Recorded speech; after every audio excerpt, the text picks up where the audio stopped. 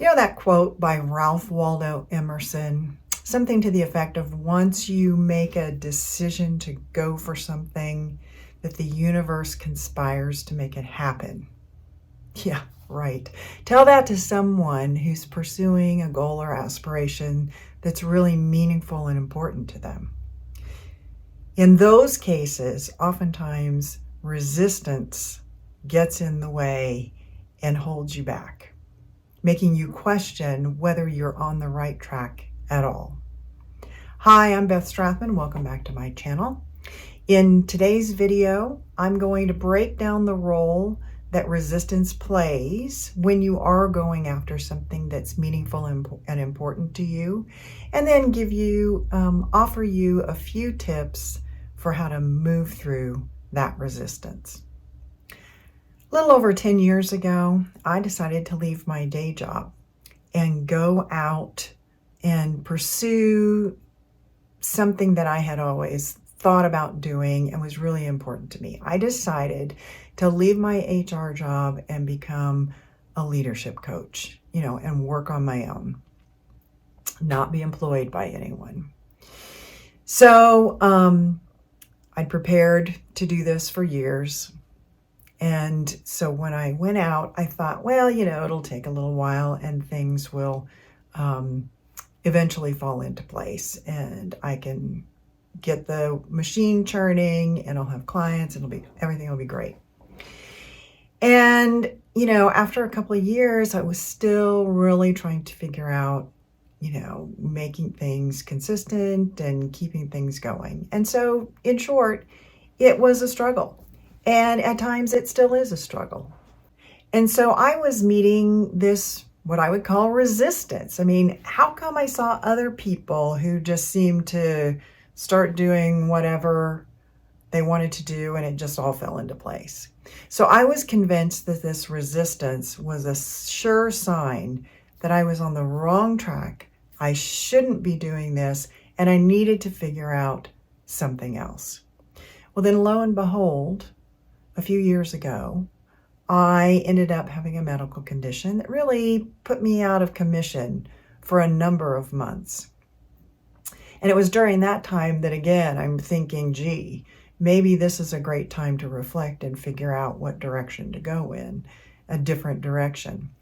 And, had come up with some alternative things that were more in line with what my passion and purpose was.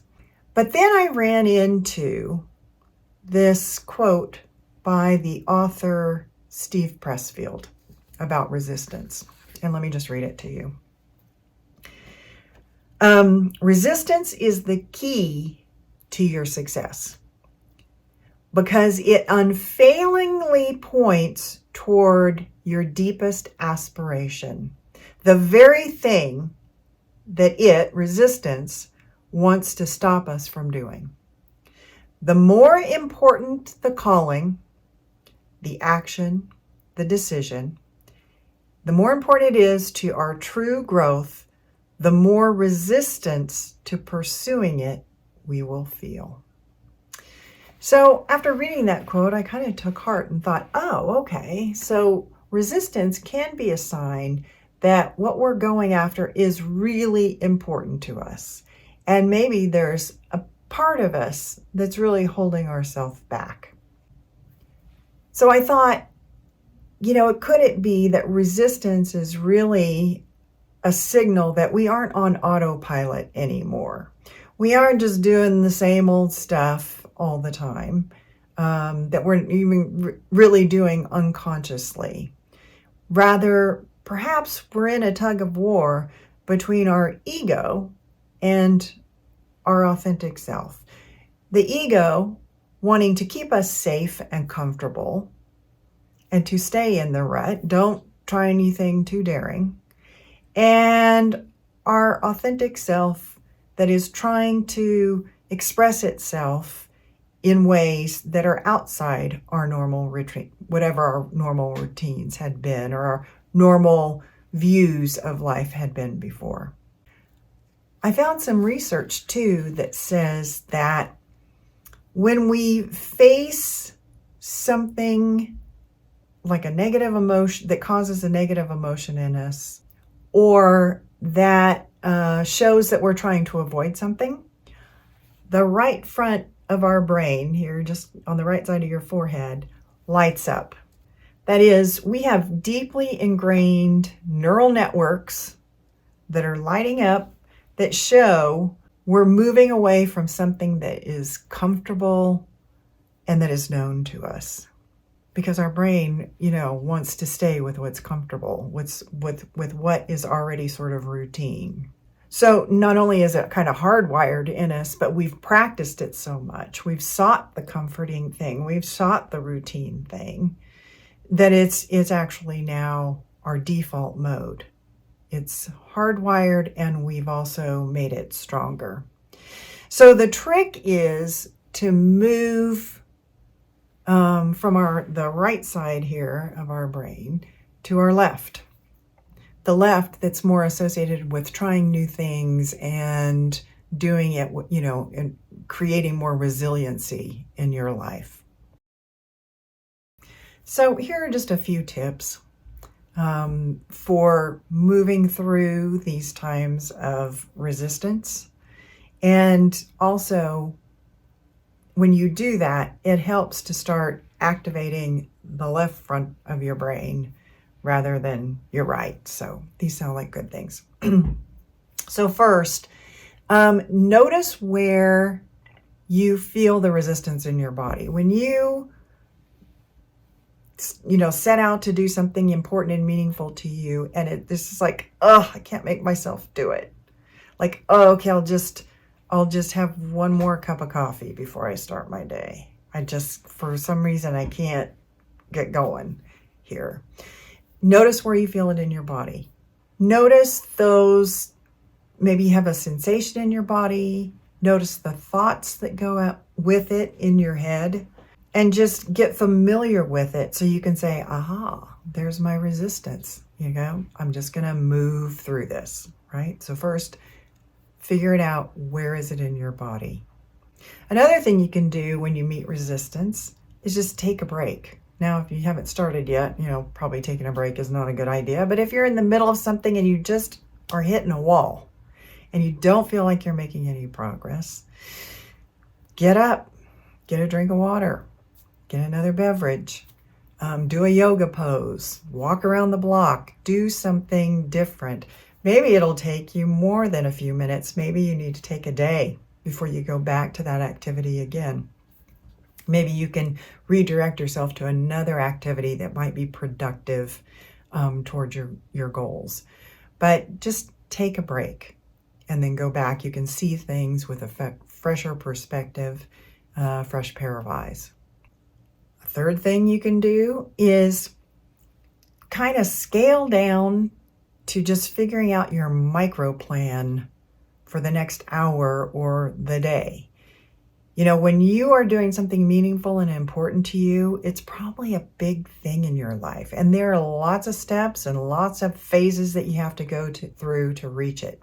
And that can be overwhelming to think of the entire plan all at once.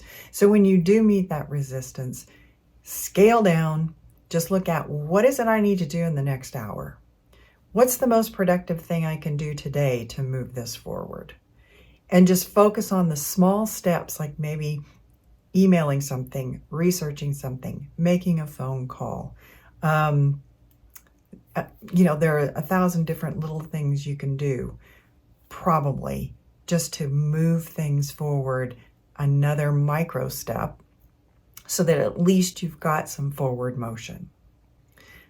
Another thing, get in some kind of a routine. Now, it doesn't have to be a routine that every day is exactly the same. Although for a lot of people, it helps if they have a morning routine. But the routine can be my weekly routine. On Mondays, I do this. On Tuesdays and Thursdays, I do this. Wednesdays and Fridays, I do these activities. Or I do this activity 3 times a week, and I've scheduled it on my calendar on these days, most weeks. Have you ever heard of those people who before they go to bed at night, they set out the clothes that they're going to wear to work or school in the morning? It's kind of the same thing. They've created a routine that their clothes are already set out so that when they get up in the morning, they don't have to think about what they're going to wear. They don't have to get over that speed bump because the decision has already been made. So by creating a routine as you work toward this meaningful, important aspiration or goal of yours, if you have the routine, then there are certain things that you are building into your day or your week or your month that you don't have to think about. It's on your, you put it on your calendar and you can just, today's Wednesday. This is what I've promised myself I'm going to do on Wednesdays. A fifth thing you can do is to constantly remind yourself of your passion and purpose, the thing that's driving you toward this really important, meaningful goal. When you go back and just go, now look, let's keep this in mind here. What is it I really am trying to accomplish here? And why am I trying to accomplish that? You can really reconnect with the initial energy and the excitement that you have for attaining that particular aspiration. And when you remind yourself of that passion and purpose, also think about how you're going to feel when you attain it and how you're going to make others feel when you provide the product, the service, the information, whatever your aspiration is to them. And that's the kind of stuff that can really rev you up and keep you going. And finally, make sure that you can talk to other people, friends, family, mentors, whomever you feel can be a good sounding board for you when you meet resistance towards your passion or purpose, your important goal. Get their perspective and advice, and hopefully some encouragement too. I almost gave up on my important aspiration, my meaningful aspiration for what I wanted to do with my work. And I think a lot of people do.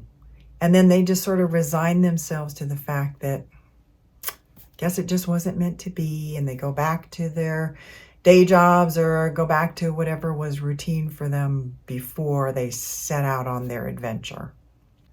Instead, just realize that resistance is almost a built-in part of going for what really revs you up, what your real passion and purpose is, those meaningful, important goals.